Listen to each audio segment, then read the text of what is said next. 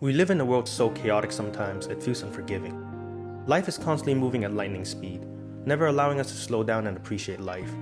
We're forced to believe that we can't fit in if we don't follow society's norms. Living in a world like this can be tiresome, and sometimes it is hard to find joy and motivation to keep us going. So is the case of a middle-aged man driving through Tehran, the capital of Iran. He feels lost, empty and hollow.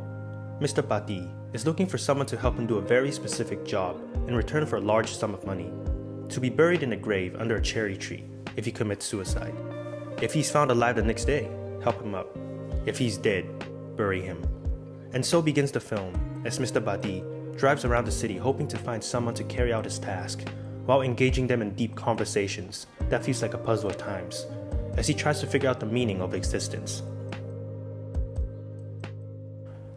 At first glance, you might be wondering why I recommend such a depressing film at a time like this. Turns out, this is one of the most beautiful films I've seen. A film so impactful that you might just end up slowing down and appreciating the tiniest details life has to offer. Today, we're traveling to Tehran, the capital of Iran, for a film called Taste of Cherry, directed by Abbas Kiarostami. When A Taste of Cherry first came out, not all critics and audience seemed to enjoy the film. Well-known critic Roger Ebert even called it excruciatingly boring, saying he couldn't connect or feel any sympathy for the character. Throughout the film, little is known about our main character Mr. Badi. We never find out the reason why he wants to commit such an act. But the question is, do we really need to know? Is that the point of the film?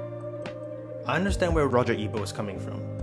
However, upon rewatching it, I realized A Taste of Cherry's goal was not to reveal the reason for Mr. Badi's death wish, or to get us to know his character. Instead, it is for us to be spectators, to feel the hopelessness and emptiness just like our main character. Knowing his motive would remove that sense of emptiness. Not knowing his motive would only make us feel that much more hollow inside. Taste of Cherry is a rather quiet film with long takes incorporated, as we drive around with Mr. Badi through barren landscapes with a single color tone, as he hopes to find someone to help him with his task. The monotonous color tone and barren landscape can be seen as a reflection of his inner state. Here, the power of picture tells the whole story needed to feel the emotions of Mr. Badi. The film uses many close-up and long-wide shots.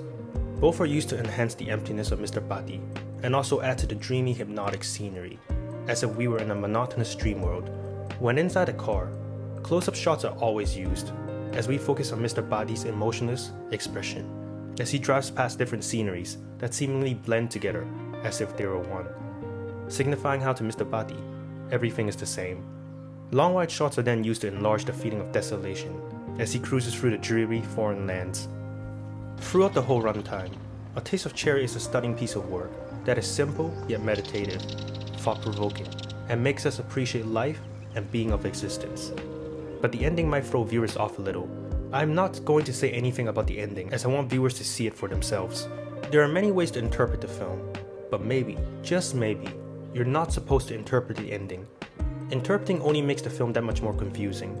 Perhaps, the film was made for us to experience, just like we're experiencing the emptiness of Mr. Badi and being a spectator.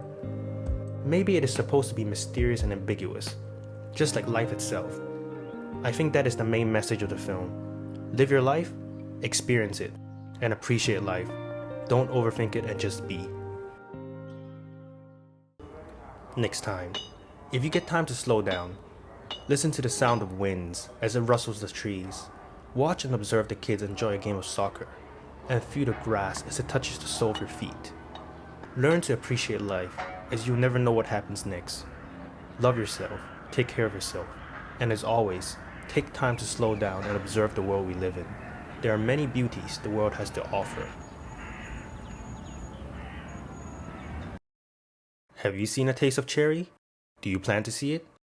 And if you did, what did you think about it? Comment below and let me know. And as always, subscribe for your next travel ticket.